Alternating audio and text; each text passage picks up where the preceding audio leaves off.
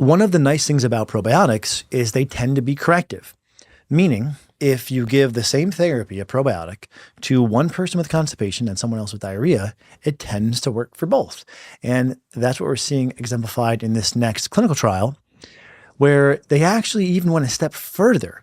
They gave the same therapy, probiotic, to people who had diarrhea caused in one case by IBS and in the other group by antibiotic-associated diarrhea. And they found both groups saw improvements in their diarrhea and in their abdominal pain. They used a blend of lactobacillus, bifidobacterium, and strep thermophilus at a dose of 7 billion per day.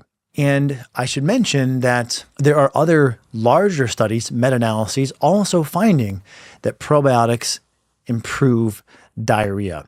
Again, the concept here that I think is important is to bear in mind that we're seeing improvements in IBS, on the one hand constipation, on the other hand diarrhea. And this is because probiotics tend to be corrective. Whereas if you gave someone with constipation a laxative, it would help their constipation. If you gave someone with diarrhea a laxative, watch out. That's not going to be a fun person to be around. They will be running to the bathroom. Now, I'm not saying there's never a time or a place for a laxative, but what I am saying is the beauty of probiotics is they tend to be corrective in addressing the SIBO, the dysbiosis, the leaky gut, and the dysmotility. So a great tool, and why I'm always so eager to share with you the newest research that's being published, and not in a heretical way, but just trying to share what is being published. So with that, let's also discuss H.Pylori or Helicobacter pylori. This is a bacteria that can reside in the lining of the stomach. It will modulate acid. I say modulate because in some cases it will increase acid, in other cases it will decrease acid. It can also lead to the production of ulcers, stomach pain, nausea, burping, and bloating.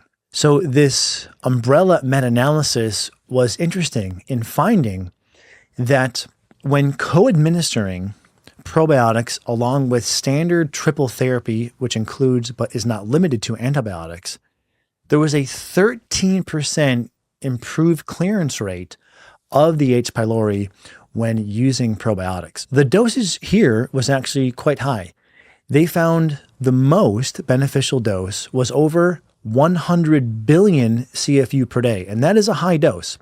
And also that a multiple strain probiotic seemed to be best. Now, how I would interpret this isn't from the paper, it's my interpretation, but when trying to clear an infection, this might be where a higher than normal dose, so we have our meta protocol that gives you dose ranges, which is essentially between 1 and 50 billion CFU per day, irrespective of the type of probiotic. And there might be some exceptions to that. And this may be in cases where we're trying to treat an infection. So